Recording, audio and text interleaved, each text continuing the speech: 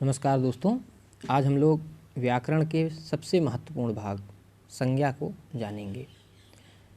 इस पूरे भाग में, पूरे वीडियो में हम लोग देखेंगे कि संज्ञा की परिभाषा क्या है, संज्ञा के प्रकार कौन कौन से हैं और उन प्रकारों में संज्ञा किस रूप में आती है या वे प्रकार कौन कौन से हैं और कैसे उन प्रकारों में भी अलग अलग भाग हैं, उनको हम लोग देखेंगे। तो आइए हम लोग संज्ञा अर्थात इंग्लिश में जिसे नाउन बोलते हैं, इससे संबंधित कुछ जानकारी लेते हैं। यहाँ पर 6 वाक्य लिखे हुए हैं। पहले वाक्य में लिखा हुआ है कावेरी नदी का जल मीठा है। दूसरे में लिखा है बंदर पेड़ पर चढ़ते हैं। तीसरे में लिखा है रानू अच्छा गति है, लिखा हुआ है, गाती है लिखना चाहिए यहाँ पे। तो यहाँ आप कर सकते हैं कि रानू अच्छा गाती है। सोना दमकता है। बच्चे मैदान में खेलते हैं। बचपन के दिन अच्छे थे। तो हमने इसमें पहले वाक्य से हम लोग उठाते हैं और देखते हैं कि इसमें क्या क्या चीज़ें हैं। तो कावेरी नदी का जल मीठा है, इसमें किसका जल मीठा है? तो कावेरी का। फिर बंदर पेड़ पर चढ़ते हैं। कौन पेड़ पर चढ़ता है? हर जगह पर कौन लगाने पर कुछ मिल रहा है। रानू अच्छा गाती है, तो कौन गाता है? रानू गाती है। सोना दमकता है। कौन दमकता है? तो सोना दमकता है। बच्चे मैदान में खेलते हैं। कौन खेल रहा है? बच्चे। बचपन के दिन अच्छे थे। कौन से दिन अच्छे थे? बचपन के। तो यहाँ पर हमेशा कौन लगाने पर कुछ हमें मिल रहा है। इंग्लिश में कहेंगे हु। कौन लगाने पर क्या मिल रहा है? क्या मिल रहा है हमें? कावेरी, बंदर, रानू, सोना, बच्चे, बचपन, इस तरीके के शब्द मिल रहे हैं। ये शब्द क्या है? नाम है। ये नदी का नाम, इस नदी का नाम क्या है? कावेरी है। पेड़ पर जो चढ़ रहा है वह कौन जीव है? बंदर है। कौन अच्छा गा रहा है? लड़की है या लड़का है? तो रानू अर्थात लड़की है, अच्छा गा रही है। फिर दमक कौन रहा है? चांदी है, तांबा है, पीतल है, क्या है अच्छा दमक रहा है? तो सोना दमक रहा है। बच्चे मैदान में खेलते हैं, तो मैदान में कौन खेल रहा है? बूढ़े खेल रहे हैं, जवान खेल रहे हैं। तो हमें क्या पता चल रहा है? किसका नाम पता चल रहा है? बच्चे का। फिर बचपन के दिन अच्छे थे, तो अच्छे थे कि कौन से दिन अच्छे थे? सोमवार का दिन अच्छा था कि मंगलवार का दिन? नहीं, बचपन का दिन अच्छा था। तो यहाँ पर हमेशा देख रहे हैं कि इन 6 वाक्यों में हमें एक नाम मिल रहा है। यही नाम संज्ञा कहलाती है। अब अलग अलग प्रकार से इन नामों को बांटा गया है ना। उन प्रकारों पर भी हम लोग अभी बात करेंगे, लेकिन अभी हमें इतना पता होना चाहिए कि कोई भी नाम, जब भी नाम की बात आए तो वो क्या होती है? संज्ञा होती है। नाम को ही क्या कहते हैं? संज्ञा कहते हैं। कैसे? जैसे आपका नाम राकेश, मोहन, सोहन, विमल, है ना, सचिन, लता, अमिताभ, इस तरीके के रजनीकांत, तो इस तरीके के जो नाम हैं वो क्या हैं? ये नाम क्या है? संज्ञा है। तो जब भी हमें नाम प्राप्त होगा तो हम समझ जाएंगे कि वो संज्ञा है। वो चाहे जैसा भी नाम हो, बस नाम होना चाहिए। इसका नाम, उसका नाम, तेरा नाम, मेरा नाम, जैसा भी नाम हो वह संज्ञा है। तो जब भी कोई आपसे पूछे कि संज्ञा क्या है, तो आप बताइए संज्ञा एक नाम है, चाहे जिस चीज़ का नाम हो। अगर कहेंगे कि हिमालय, तो वह भी संज्ञा है। फिर कहेंगे कि रोनाल्डो, वह भी एक संज्ञा है। आम, वह भी एक संज्ञा है ना। गंगा नदी, तो गंगा वह भी एक संज्ञा है।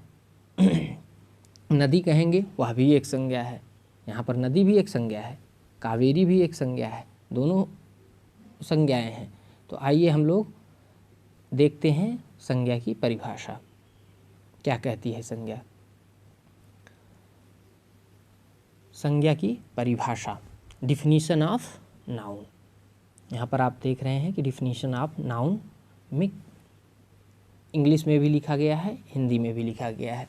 आप ये जानते रहिए कि मैंने पहले भी जो पुराने वीडियो हैं उसमें मैंने आपको बताया था पिछले वीडियो में कि जो हिंदी का ग्रामर है और इंग्लिश का ग्रामर है, यानी हिंदी का व्याकरण और इंग्लिश का ग्रामर दोनों कंबाइन है, यानी दोनों की व्याकरण सेम है, कोई अलगाव नहीं है उनमें। यदि आपको इंग्लिश का ग्रामर आता है तो हिंदी का भी व्याकरण आपको आएगा, यदि हिंदी का व्याकरण आ रहा है तो इंग्लिश का ग्रामर भी आपको अच्छे तरीके से आने लगेगा। तो एक को पकड़ लीजिए और दोनों को आप अच्छे से तैयार कर सकते हैं। बहुत कम ही डिफरेंस है, विभेदता बहुत कम है। आइए देखते हैं संज्ञा की परिभाषा। संज्ञा अर्थात नाम, यह भी कहा जा सकता है कि किसी का नाम ही उसकी संज्ञा है। जैसा अभी मैंने आपको बताया, इससे ही वह जाना जाता है। तो इसकी परिभाषा होगी, क्या होगी? किसी व्यक्ति, वस्तु, स्थान या भाव के नाम को संज्ञा कहते हैं। यहाँ पर कह रहा है किसी व्यक्ति, वस्तु, स्थान, भाव के नाम को क्या कह रहा है? संज्ञा कह रहा है। कौन कौन सी चीज़ें आई? व्यक्ति आया, वस्तु आया, स्थान आया, भाव आया। तो आपके पास कौन कौन सी 4 चीज़ें आ गई? व्यक्ति भी आया, वस्तु भी आया, स्थान भी आया और भाव भी आया। इनको आप क्या कहेंगे? संज्ञा कहेंगे। लेकिन इनके नाम होने चाहिए, है ना। तो जैसे आप कहीं रहते हैं, उत्तर प्रदेश में रहते हैं, तमिलनाडु में रहते हैं, आसाम में रहते हैं, या महाराष्ट्र में रहते हैं, तेलंगाना में रहते हैं, तो ये सभी नाम क्या हैं? संज्ञा हैं। तो जैसे राम, श्याम, भारत, जापान, मेज, कुर्सी, कमल, कलम, होली, दिवाली, गंगा, यमुना, पूरब, पश्चिम, बचपना इत्यादि। इस तरीके से ये सारे नाम क्या हो जाते हैं? संज्ञा हो जाते हैं। इसीलिए संज्ञा की परिभाषा किसी व्यक्ति, वस्तु या स्थान या भाव के नाम को संज्ञा कहते हैं। जब भी ये आएगा कि व्यक्ति, वस्तु, स्थान, हाँ, तो वह संज्ञा कहलाएगा, उसका नाम जो रहेगा। तो परिभाषा आप लोगों को समझ में आ ही गई होगी। किसी भी चीज़ का नाम यदि है तो वह संज्ञा है।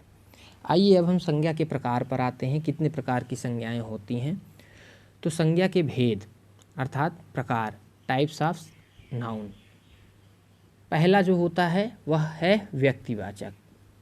व्यक्तिवाचक पहला, दूसरा जातिवाचक, तीसरा भाववाचक, चौथा द्रव्यवाचक और पांचवा कौन सा? समूहवाचक। इस तरीके से आप देख लिए कि संज्ञा के 5 भेद होते हैं, 5 प्रकार होते हैं। पहला व्यक्तिवाचक होता है, दूसरा जातिवाचक, तीसरा भाववाचक और चौथा द्रव्यवाचक तथा पांचवा समूहवाचक। ये आपको एक ट्री टाइप में बना के दिखाया गया है। आगे हम देखते हैं, इसमें इंग्लिश में भी आपको लिखा हुआ पाएंगे और इंग्लिश और हिंदी को जोड़कर इसको पढ़िएगा। संज्ञा के मुख्यतः 5 भेद हैं। मुख्य रूप से मेनली इसके 5 टाइप्स हैं। कौन कौन से हैं? व्यक्तिवाचक संज्ञा, जिसे इंग्लिश में क्या कहते हैं? Proper noun. इंग्लिश में इसका नाम है प्रॉपर नाउन। प्रॉपर नाउन अर्थात व्यक्तिवाचक, जब व्यक्तियों को कुछ बताया जाए, व्यक्तियों के बारे में बताया जाए। दूसरा जातिवाचक, कॉमन नाउन। तीसरा भाववाचक एब्स्ट्रैक्ट नाउन। तीसरा द्रव्यवाचक, मैटेरियल नाउन। और पांचवा कलेक्टिव नाउन अर्थात समूहवाचक संज्ञा। तो इस तरीके से हमने पाया व्यक्तिवाचक संज्ञा प्रॉपर नाउन, जातिवाचक संज्ञा कॉमन नाउन, भाववाचक संज्ञा एब्स्ट्रैक्ट नाउन, द्रव्यवाचक संज्ञा मैटेरियल नाउन और समूहवाचक संज्ञा कलेक्टिव नाउन। 5 प्रकार के संज्ञा के भेद। अब इन 5 प्रकार के संज्ञाओं के भेद को हम लोग विस्तार पूर्वक जानेंगे। आइए देखते हैं। सबसे पहला व्यक्तिवाचक। व्यक्तिवाचक अर्थात इंग्लिश में आप पाएंगे कि प्रॉपर नाउन इनको कहा जाता है। पहले नंबर पे व्यक्तिवाचक प्रॉपर नाउन, जिस शब्द से किसी एक वस्तु या व्यक्ति का बोध हो उसे व्यक्तिवाचक कहते हैं, व्यक्तिवाचक संज्ञा कहते हैं। जिस शब्द से कह रहा है, जो भी शब्द हैं उससे एक वस्तु या व्यक्ति का बोध हो कि वह एक ही है, उसके अलावा दूसरा नहीं है ना। जैसे आप व्यक्तियों के नाम को ले लीजिए, विवेकानंद, भगत सिंह व्यक्ति हैं, इसीलिए इसका नाम व्यक्ति पड़ गया। व्यक्ति, ये व्यक्ति हो गया कि एक व्यक्ति का नाम जो होगा, व्यक्ति अर्थात जो मैन, वीमेंस इस तरीके के हैं। प्रॉपर, इंग्लिश में तो प्रॉपर कह रहा है, लेकिन हिंदी में बड़ी सुंदर उसके शब्द रखा गया है कि व्यक्ति का वाचक अर्थात पुकारने वाला, बुलाने वाला, बताने वाला। तो व्यक्ति को जो बताने वाली संज्ञा है, तो व्यक्ति के बारे में बताने वाली अर्थात एक व्यक्ति के बारे में। तो विवेकानंद, भगत सिंह, सुभाष चंद्र बोस ये व्यक्ति के नाम हो गए। समुद्र के प्रशांत महासागर, पैसिफिक ओशन जिसे इंग्लिश में कहते हैं हिंद महासागर, इंडियन ओशंस जिसे आप इंग्लिश में कहते हैं काला सागर, ब्लैक सी इंग्लिश में कहते हैं। दिशाओं के नाम पूर्व, ईस्ट, पश्चिम, वेस्ट, उत्तर, नॉर्थ और दक्षिण आपका साउथ। तो देशों के नाम में भारत, अमेरिका, चीन, वर्मा जिसे अब आप लोग म्यांमार बोलते हैं, पाकिस्तान, इस तरीके के देश के नाम जो हैं। राष्ट्रीय नाम भारतीय, जापानी, अफ़गानी, रूसी। जातियों के नाम जैसे आप लोग कहीं जाते हैं तो आपको क्या कहा जाता है, इंडियन कहा जाता है, हिंदी में भारतीय कहा जाता है। पर्वतों के नाम हिमालय, विंध्याचल, अलकनंदा और काराकोरम। इस तरीके से पहाड़ियों के भी या पर्वतों के भी नाम हैं। तो आप देख रहे हैं कि जब किसी एक व्यक्ति के बारे में जब नाम से पुकारा जाए तो वो व्यक्तिवाचक होता है। अब अगर आपसे कहा जाए, वहाँ मैंने आपको बोला था कि एक यहाँ पे आपने देखा था कि इसमें लिखा था कावेरी नदी। क्या लिखा था? कावेरी नदी और रानू, है ना। ये दो शब्द आए थे। इन दो शब्दों से आपको क्या पता चल रहा है कि ये किसी व्यक्ति का नाम होगा। ये नदी का प्रॉपर नाम है, नदी केवल लिख दिया गया तो ये प्रॉपर नाउन नहीं हो सकता है। नदी का एक नाम होना चाहिए, क्योंकि नदियाँ तो बहुत सारी हैं। मान लो कितनी नदियाँ हैं, आप गंगा नदी भी बोल सकते हो, गोदावरी भी बोल सकते हो, कावेरी भी बोल सकते हो, कृष्णा भी बोल सकते हो, ब्रह्मपुत्रा भी बोल सकते हो। तो इस तरीके से बहुत सारी नदियाँ हैं। तो नदी में तो बहुत सारी चीज़ें समाहित हैं, लेकिन एक निश्चित नदी में, एक प्रॉपर नदी में कौन सी है, प्रॉपर कौन सी है, तो उसमें कावेरी। इसीलिए ये व्यक्तिवाचक हो जाती है कि ये किसी एक नदी के बारे में बताया जा रहा है, किसी एक नदी के बारे में। इसी तरीके से रानू, तो अगर यहाँ पर दिया जाता कि लड़की अच्छा गाती है, तो लड़की तो बहुत सारी हो सकती थी, लेकिन रानू एक प्रॉपर एक फीमेल का नाम दे दिया गया, तो ये एक प्रॉपर फीमेल हो गई। तो इसलिए ये दोनों क्या हो जाती हैं, व्यक्तिवाचक, है ना।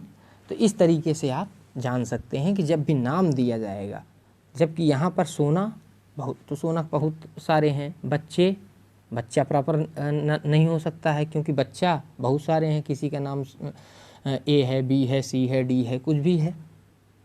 बचपन भी नहीं हो सकता है। तो इसलिए इसमें केवल आपको दो ही मिलेंगे, कावेरी और रानू। ये दो क्या हो जाते हैं, प्रॉपर नाउन के तहत आएंगे। आइए,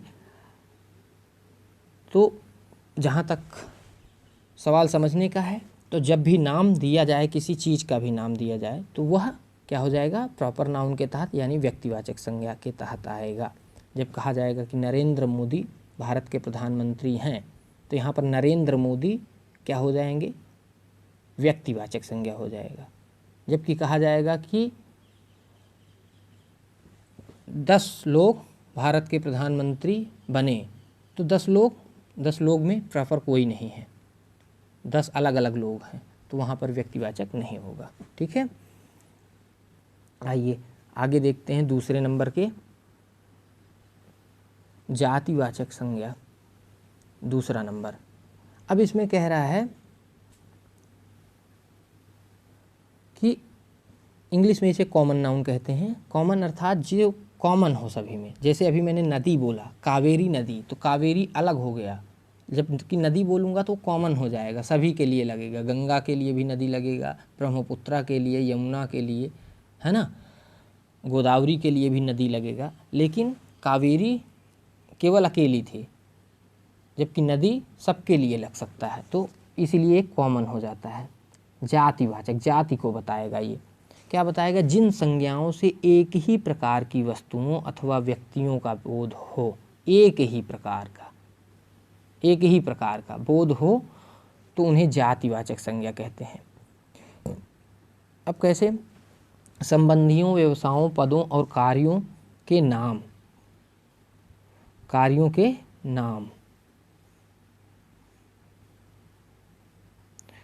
नाम, माता, पिता, भाई, बहन, मंत्री, टीचर, चोर, नाई, ठग। अब देख रहे हैं यहाँ पर माता तो बहुत सबकी होती हैं, है ना। जब आपको कहा जाएगा कि सोनू की मम्मी, तब वो अलग हो जाएगी। लेकिन माता केवल कहेंगे कि मम्मी, तो मम्मी बहुत सबकी होती हैं, कॉमन होती हैं, है ना। तो ये क्या आ जाएगा? कॉमन नाउन अर्थात जातिवाचक के तहत आ जाएगा। पिता या पापा सभी के लिए होते हैं, है ना। तो पापा क्या हो जाएंगे यहाँ पे? जातिवाचक। एक जाति बताई जा रही कि पापा हैं, सबके पापा होते हैं, है ना। ऐसा कोई व्यक्ति नहीं होता जिसके पापा ना हो, ऐसा कोई व्यक्ति नहीं होता जिसकी मम्मी ना हो। भाई, अब भाई ऐसा नहीं है, किसी का नाम लेके नहीं कह रहे हैं कि भाई हाँ सलमान खान का भाई। बहन तो अभिषेक बच्चन की बहन नहीं। तो यहाँ पर भाई और बहन जो है सबकी भाई हो सकते हैं, सबकी बहन हो सकती है, किसी एक व्यक्ति का नहीं बताया जा रहा। टीचर, किसी एक नाम लेकर के टीचर को नहीं बताया जा रहा है ना। तो टीचर का भी, मंत्री का कोई नाम नहीं लिया जा रहा है कि वो मंत्री। तो इस तरीके से हम जब भी कॉमन चीज़ों को लेंगे जिसमें आप नाम नहीं डालेंगे किसी प्रॉपर व्यक्ति का, या किसी व्यक्ति का नाम नहीं डालेंगे और उसकी जाति को बताएंगे, तब वो जातिवाचक संज्ञा हो जाएगा। प्राकृतिक तत्वों के नाम वर्षा, बिजली, ज्वालामुखी, आंधी, भूकंप। वस्तुओं का नाम कंप्यूटर, कुर्सी, मेज, पुस्तक। अब पुस्तक देखिए, पुस्तक में यदि आप पुस्तक कहते हैं कि साइंस की पुस्तक, साइंस, है ना, तो साइंस क्या हो जाएगा यहाँ पर आपका? साइंस की बुक, साइंस बुक। तो बुक यहाँ पर किताब जो थी, पुस्तक जो थी, ये हो जाएगा जातिवाचक, और ये साइंस आपकी क्या हो जाएगी? व्यक्तिवाचक के तहत आ जाएगी। साइंस की पुस्तक है, हिंदी की पुस्तक है। तो इस तरीके से कलम, किताब। अब आप कहेंगे कि कलम में भी फाउंटेन पेन, तो ठीक है भाई, फाउंटेन आपका व्यक्तिवाचक और पेन जो हो गया वो जातिवाचक हो गया। फिर गाय, भैंस, बैल, घोड़ा, कौवा, तोता, मैना। तो भैंस, गाय, बैल, घोड़ा, इस तरीके से। अब अपने घोड़े का नाम आप रख दीजिए कालू, तो ये क्या हो जाएगा? कालू व्यक्तिवाचक हो जाएगा, व्यक्तिवाचक। लेकिन अगर ये घोड़ा जो लगा हुआ है, ये घोड़ा हो जाएगा कॉमन, जातिवाचक। ठीक है। तो इस तरीके से हम जातिवाचक संज्ञाओं को भी अलग कर सकते हैं व्यक्तिवाचक से, कि व्यक्तिवाचक में नाम दे देंगे, एक प्रॉपर नाम देंगे उसका, और जातिवाचक में उसके कॉमन चीज़ों को उठाएंगे कि ये गाय है, ये बैल है, ये घोड़ा है, ये बिच्छू है, ये शेर है। लेकिन शेर का नामकरण कर देंगे कि शेर का नाम कर दिया गया कि भयानक शेर, नाम उसका भयानक रख दिया गया है। या भारत शेर, तो शेर का नाम भारत हो गया, तो शेर का नाम भारत हो गया, तो वो क्या हो गया? व्यक्तिवाचक हो गया। लेकिन शेर क्या है? वो हमेशा आपका जो भी रहेगा वो जातिवाचक रहेगा। अभी आप देख सकते हैं, आपके नाम के आगे जो टाइटल लगता है वो आपका जातिवाचक है। जैसे मेरे नाम के आगे शुक्ल लगा है, तो ये जातिवाचक है ना। लेकिन जो मेरा नाम है निखिलेश, तो निखिलेश क्या यहाँ पर हो जाएगा, निखिलेश यहाँ पर व्यक्तिवाचक है, व्यक्तिवाचक। और शुक्ल क्या है, जातिवाचक, क्योंकि शुक्ल बहुत सारे होंगे, निखिलेश मैं हूँ, तो जातिवाचक। अब आप कह सकते हैं कि निखिलेश भी तो बहुत सारे हो सकते हैं, लेकिन निखिलेश बहुत सारे होंगे लेकिन उनका नाम है ना निखिलेश, इसलिए वो व्यक्तिवाचक है। लेकिन शुक्ल उनकी जातियाँ बता रहा है, वो कॉमन है, सभी में कॉमन है। बहुत सारे लोग हैं जो निखिलेश के अलावा सुरेश, रमेश, दिनेश भी शुक्ल हो सकते हैं, है ना। तो इस तरीके से आपका जो टाइटल्स है वो जातिवाचक है और जो आपका नाम है वो व्यक्तिवाचक है। ठीक, आइए अब हम लोग और आगे आते हैं और तीसरे नंबर के भाववाचक पर आते हैं। भाववाचक संज्ञा तीसरा नंबर का, इसको इंग्लिश में कहते हैं एब्स्ट्रैक्ट नाउन। जिस संज्ञा शब्द से व्यक्ति या वस्तु के गुण या धर्म, दशा अथवा व्यापार का बोध होता है उसे भाववाचक संज्ञा कहते हैं। जब कोई संज्ञा शब्द आए, संज्ञा शब्द अर्थात नाम आए, और वह नाम कैसा हो कि वस्तु के गुण या धर्म, दशा को बताए अथवा व्यापार को बताए, व्यापार अर्थात क्या काम कर रहा है वो, उन चीज़ों को बताए, तो वह क्या होता है, भाववाचक। अब इसके नाम से ही आप जान सकते हैं कि ये भाव है, इमोशंस है, इमोशन है जो कि दिखाई नहीं देगा, जो कि दिखाई नहीं देगा, केवल हमें महसूस करना होगा। भाव को हम महसूस करते हैं, महसूस करते हैं। अगर यदि आपसे कहा जाए कि मुझे तीखा लग रहा है, बहुत तीखा लग रहा है मुझे, आप कहेंगे मम्मी मुझे जो है या खाना नहीं खाना है या बहुत तीखा है, तो जो तीखापन है, तीखापन जो है वो क्या आप मम्मी को बता सकती हैं, दिखा सकती हैं कि देखो इतना लंबा तीखापन है, ऐसे दिखा नहीं सकते हो।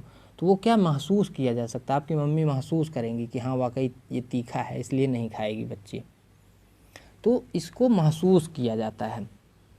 अब यहाँ पर लिखा है कि संज्ञा को हम महसूस करते हैं और इनका बहुवचन नहीं होता है, इनका कोई बहुवचन नहीं होता है। ये भी आप जानते रहिए कि ये होते तो हैं, जिस संज्ञा के रूप में आएंगे लेकिन इनको बहुवचन के रूप में नहीं पाएंगे आप।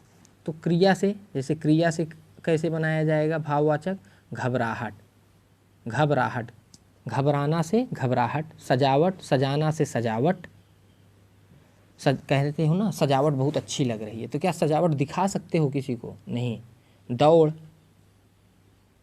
दौड़ना से, दौड़ना क्रिया है, दौड़ आपकी भाववाचक संज्ञा है। चढ़ाई, चढ़ना क्रिया है, किसी चीज़ पर चढ़ रहे हैं वो क्रिया है अर्थात वर्ब है, लेकिन चढ़ाई कर रहे हैं, तो चढ़ाई कर रहे हैं वह आपकी भाववाचक है। बहाव, नदी बह रही है, नदी जो है बह रही है वह एक क्रिया है, बहना क्रिया है, लेकिन बहाव भाववाचक संज्ञा है। मारना क्रिया है, मार भाववाचक संज्ञा है। विशेषण से कठोरता, कठोर है कोई चीज़, उसमें कठोरता किया तो वो क्या हो गई, भाववाचक। मिठास, भाई ये कह रहे हैं कि स्वीट्स जो हैं, आप जाते हो स्वीट्स खाने और कहते हो बहुत मीठा है, रसगुल्ला बहुत मीठा है, ठीक है, उसकी मिठास मुझे अच्छी लगती है। तो मिठास क्या आप दिखा सकते हो कि कितनी बड़ी है, कितने नाप तौल तो दिखा नहीं सकते हो, तो इसलिए वो मिठास क्या हो जाएगी, भाववाचक संज्ञा हो जाएगी। गर्मी, सर्दी, गर्मी कितनी पड़ रही है उसको आप बता नहीं सकते हैं, कितनी गर्मी मुझे लग रही है। सर्दी, वो भी आप नहीं बता सकते हो मम्मी पापा या टीचर से कितनी सर्दी मुझको लग रही है। चतुराई इत्यादि। सर्वनाम से अपनापन, अपना से अपनापन, ममता से मम से ममता, उसके बाद ममत्व, मम से ममत्व, निज से निजत्व, इस तरीके से सर्वनाम से भी आप बना सकते हैं। फिर जातिवाचक संज्ञा, जातिवाचक संज्ञा से कैसे, बुढ़ापा, लड़कपन, मित्रता, दासत्व, पंडिताई। बुढ़ापा, आप बुढ़ापा दिखा नहीं सकते हो कि ये देखिए बुढ़ापा आ गया, बुढ़ा आदमी को दिखा सकते हो लेकिन बुढ़ापा नहीं दिखा सकते, महसूस किया जाता है। लड़कपन, लड़कपन आप लड़के को दिखा सकते हैं, छोटे बच्चे को दिखा सकते हैं, लेकिन उसका लड़कपन नहीं दिखा सकते हैं क्योंकि उसका लड़कपन महसूस करने वाली चीज़ है। मित्रता, दासत्व, अपनापन, ममता आदि। वाहवाही, शाबाश, दूरी, सामीप्य इत्यादि। अव्यय से, अव्यय होता है जो व्यय न हो, है ना, जो तोड़ा ना जा सके। जैसे संज्ञा, सर्वनाम, विशेषण आदि को छोड़ करके अन्य जितने होते हैं, क्रिया विशेषण, संबंधवाचक, ये सारे अव्यय कहलाते हैं। तो साबास, दूरी, सामीप्य, अव्यय पर एक क्लास लिया जाएगा, तब बताया जाएगा आप लोग को।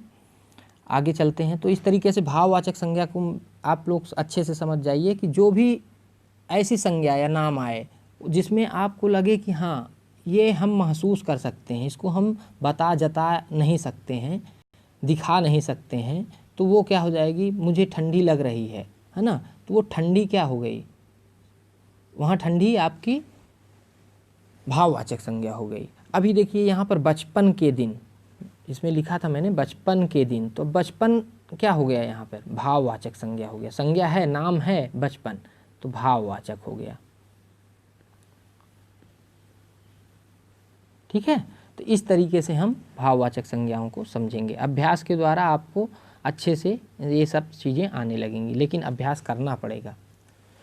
द्रव्यवाचक संज्ञा, मैटेरियल नाउन। आइए द्रव्यवाचक संज्ञा की ओर देखते हैं चौथे पार्ट पे। चौथा पार्ट कह रहा है द्रव्यवाचक संज्ञा अर्थात मैटेरियल नाउन। मैटेरियल आप जानते ही हैं, पदार्थ को बोलते हैं। द्रव्य भी पदार्थ को बोलते हैं, है ना। द्रव्य, द्रव्य अर्थात पदार्थ, पदार्थ या मैटेरियल। तो ऐसी चीज़ों को जिसमें पदार्थ वाली चीज़ हो। तो इसमें इसकी परिभाषा क्या कह रही है, जिस संज्ञा शब्द से नाप तौल वाली वस्तु का बोध हो। नापने और तौलने, जिसको हम मेज़रमेंट कर सकते हैं, है ना, मेज़र कर सकते हैं कि हाँ ये इतने ग्राम की है, ये इतने किलो का है। जाते हो आप कहते हो कि दाल मुझे 2 किलो चाहिए और दूध मुझे 3 लीटर चाहिए, तो इस तरीके से पानी की एक बोतल मुझे 1 लीटर वाली चाहिए। तो इस तरीके से जब आप नापने तौलने वाली चीज़ लेते हैं, जिनको नाप तौल मेज़रमेंट कर सकते हैं, वो क्या कहलाती हैं, द्रव्यवाचक अर्थात मैटेरियलिस्टिक कहलाती हैं, मैटेरियल नाउन कहलाती हैं। तो द्रव्यवाचक संज्ञा, तो हमेशा याद रखिएगा द्रव्य को क्या कहेंगे, पदार्थ, पदार्थ, मैटेरियल्स। तो पदार्थ यहाँ पर हो गया। अब ये आएंगे, इस संज्ञा का भी सामान्यतः बहुवचन नहीं होता है। आपने देखा कि भाववाचक संज्ञा का भी नहीं होता है और द्रव्यवाचक का भी नहीं होता है। जैसे दूध, दूधों नहीं लिखा जाता, दूधों को ले आइए, नहीं, दूध ले आइए। दहियों को खाना है, ऐसा नहीं होता है, दही खाना है। तो इनको आप बहुवचन में नहीं ले आ सकते हैं। पनीर, पनीरों को तौलना है, तो पनीरों नहीं होता है, पनीर होता है। तेलों के डब्बों को ले आइए, नहीं, तेल के डब्बों को ले आइए, है ना। तो इसका बहुवचन भी आप नहीं बना सकते हैं, तेलों नहीं होगा। सोना, सोनो नहीं लिखा जाएगा, ठीक है, सोना ही लिखा जाएगा, सोनो कभी नहीं लिखा जाता है। सोनो अगर लिखा है तो समझ लीजिए आपने गलत लिखा है।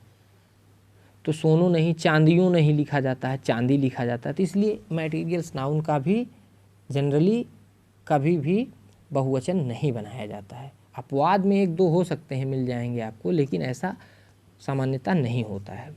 ठीक, द्रव्यवाचक बहुत ईजी है, जिसमें नाप तौल वाली चीज़ें रहें उनको आप द्रव्यवाचक संज्ञा कह सकते हैं। जैसे आपको कहा जाए कि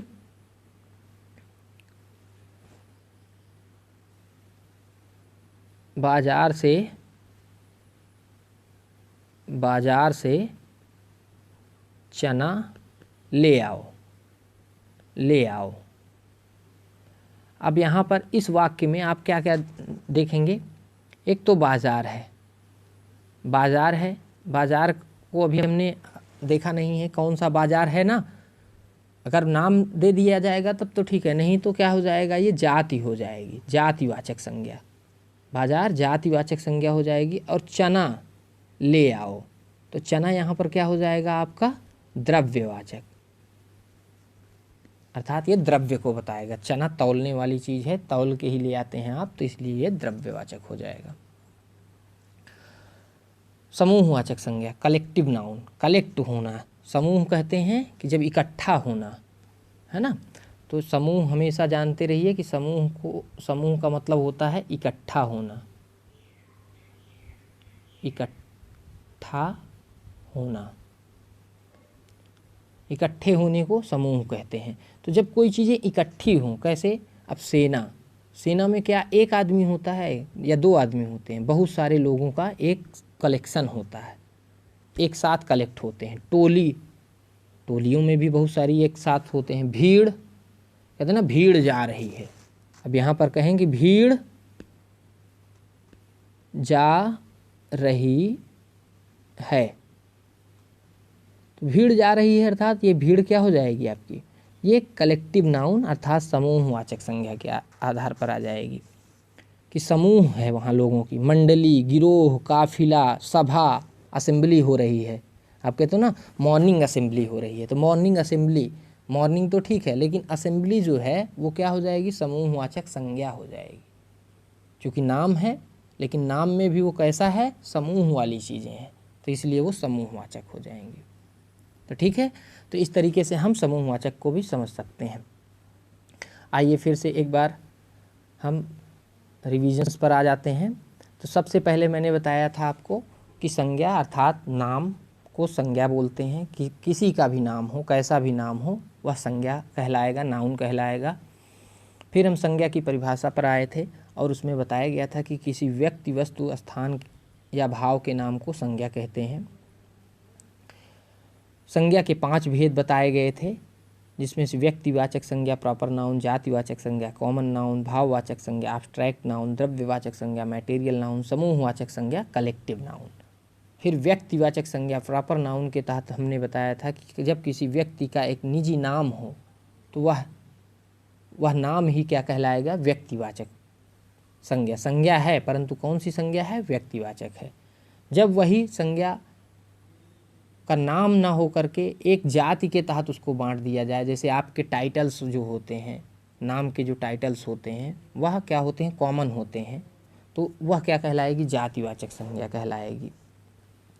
फिर हमने देखा भाववाचक संज्ञा, ऐसी चीज़ें जो हमें दिखाई नहीं देती हैं, जिन्हें हम महसूस करते हैं, बुढ़ापा, लड़कपन, मिठास, सर्दी, गर्मी, ये सारी चीज़ें हम महसूस करते हैं। तो उन जो फीलिंग्स जो है, जो फील करते हैं, दिखाई तो नहीं देती हैं, फील करते हैं, तो वो क्या होती है, भाववाचक संज्ञाएं होती है। भाव फीलिंग्स को ही भाव बोलते हैं, है ना, इमोशंस या फीलिंग, तो फीलिंग को भी आप भाव बोल सकते हैं।